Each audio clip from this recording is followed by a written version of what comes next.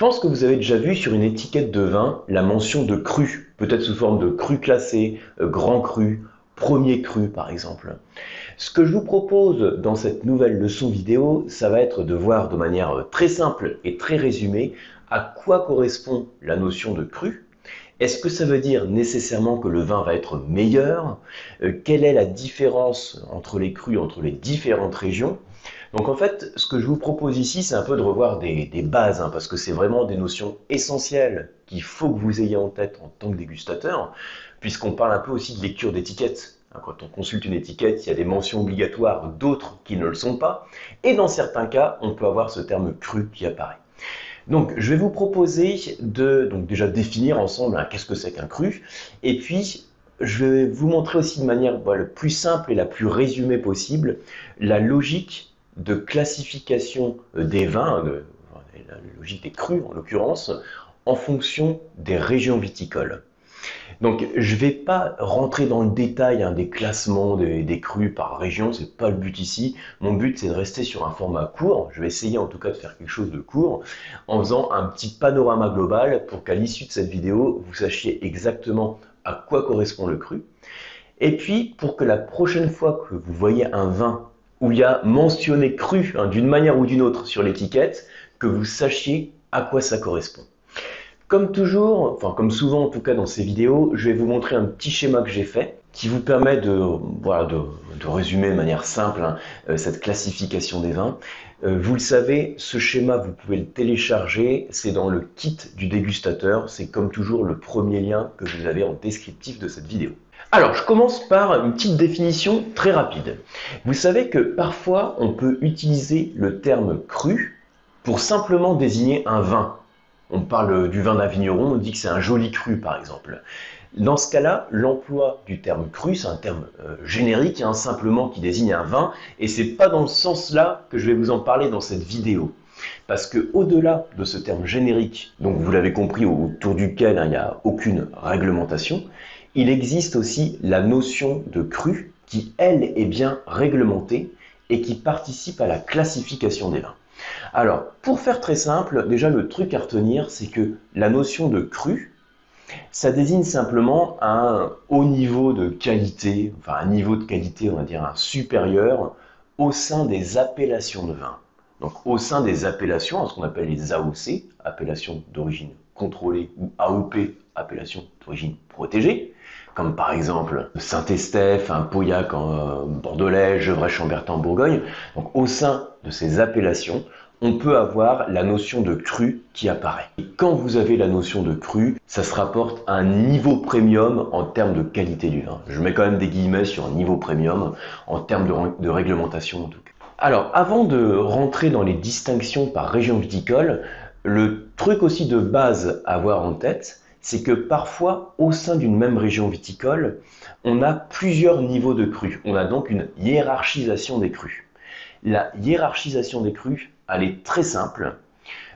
Quand vous avez un niveau grand cru qui existe, c'est le top niveau, en dessous duquel vous avez par exemple le premier cru. Et puis, quand vous n'avez pas de grand cru qui existe, le top niveau c'est donc le premier cru, et ensuite vous aurez un deuxième cru, troisième cru, par exemple.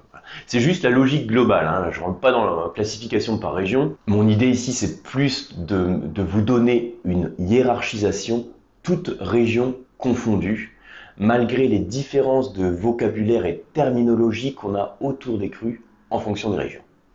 Alors, autre chose importante à retenir, c'est que vous avez deux grandes approches dans la notion de cru dans les vins.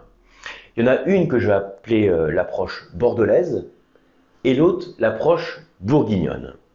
Approche bordelaise, approche bourguignonne. La grosse différence entre les deux, c'est que dans l'approche bordelaise, ce que l'on va classer dans les crus, ce sont des domaines viticoles spécifiques, des châteaux spécifiques. Alors que dans l'approche bourguignonne, ce que l'on va classer, c'est pas un domaine précis, c'est une zone géographique.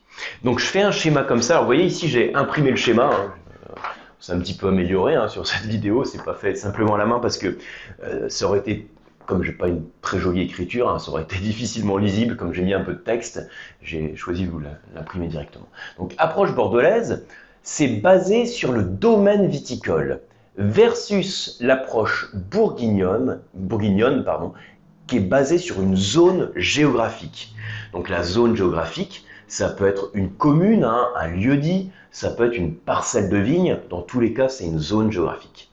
Ça, c'est la première chose, ou peut-être la deuxième chose, ou la troisième chose en tout cas qu'il faut retenir de cette vidéo, c'est qu'il y a deux distinctions, donc bordelaise ou bourguignonne. Donc Bordeaux, on classe un domaine, une propriété, et Bourgogne, on classe un terroir ou une zone géographique. Et maintenant, au sein de ces deux grandes approches, approche bordelaise et approche bourguignonne, vous avez certaines régions viticoles qui vont suivre telle ou telle approche. Donc je vous remonte mon schéma qui résume tout. Dans l'approche bordelaise, eh bien, il y a différents classements qui existent à Bordeaux, tous basés sur la hiérarchisation de certains châteaux, de certains domaines viticoles. Et au-delà de Bordeaux, je vais vous citer aussi les classifications qui sont faites en Provence, qui elles aussi vont classer des châteaux, des propriétés viticoles. Donc ça, c'est pour l'approche bordelaise. Donc je parle de Bordeaux, différents classements, et la Provence. Et pour l'approche bourguignonne, vous allez avoir, donc au-delà de l'approche Bourgogne, logiquement, vous allez avoir ce type de classification, par exemple en Alsace ou en Champagne. Voilà. Dans cette vidéo, je vais simplement vous faire un petit panorama global de ces grandes régions viticoles. Voilà, alors je ne rentre pas dans le détail, je vous montre simplement ici. Alors pour Bordeaux, je vous ai dit alors chaque point en fait ça correspond à un classement.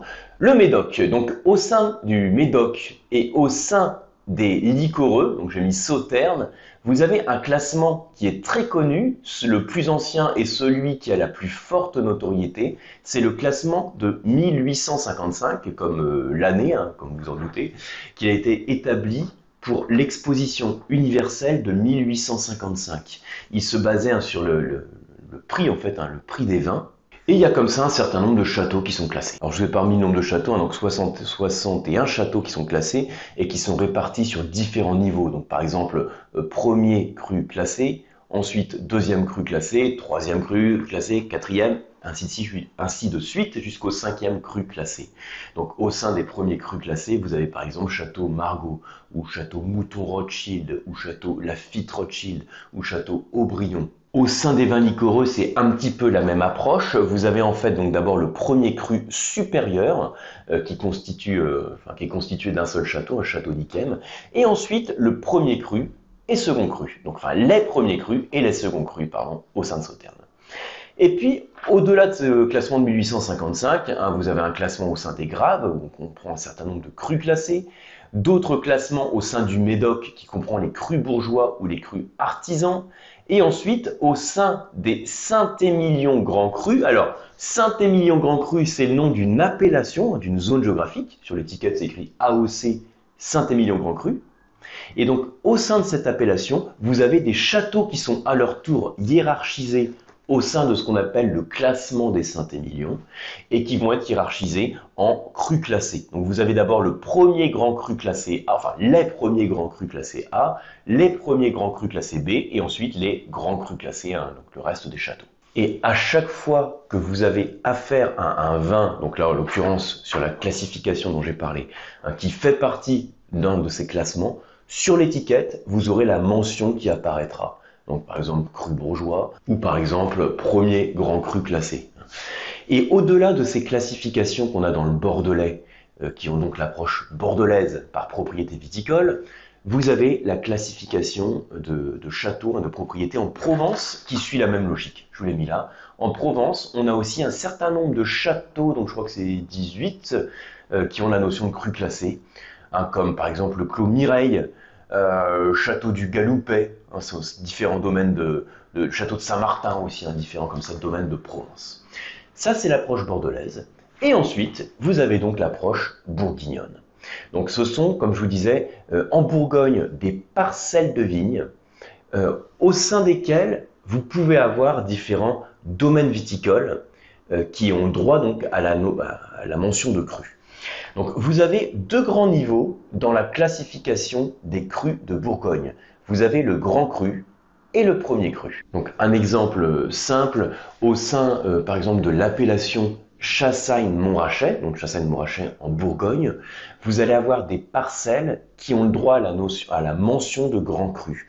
Par exemple, bâtard Montrachet. Ou bien Montrachet tout court, enfin tout court, sans le tout court, hein, juste Montrachet, quoi. Ou bien chevalier Montrachet. Et donc ce grand cru qui correspond à une parcelle, à une zone géographique, pour la Bourgogne on parle de climat, donne aussi droit à une appellation spécifique. Par exemple, l'appellation chevalier Montrachet grand cru.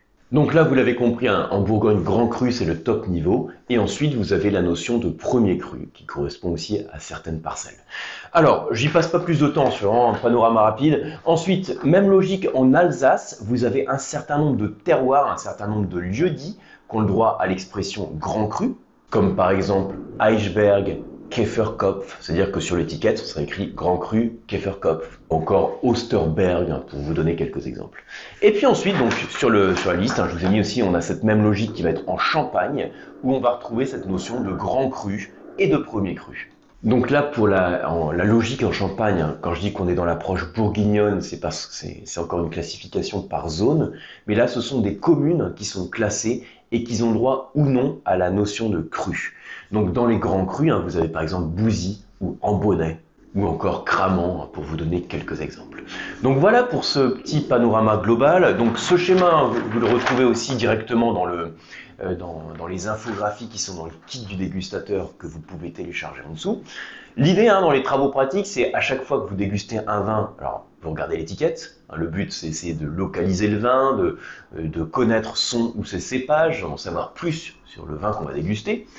Et puis, pour rester donc dans le fil conducteur de cette vidéo, dans certains cas, dans certaines régions viticoles, donc notamment celle dont je vous ai parlé, vous pouvez avoir cette notion de cru qui apparaît. Et maintenant, à partir de ce schéma, vous avez un panorama, j'espère, un petit peu plus clair de cette classification par cru. Merci en tout cas pour votre attention. Comme toujours, likez la vidéo et puis abonnez-vous si ce n'est pas encore fait. On se retrouve sur les cours d'onologie et les formations qui sont sur le site lecoam.eu. Et puis sur le club du dégustateur à distance, c'est également le lien qui est en descriptif. À très bientôt.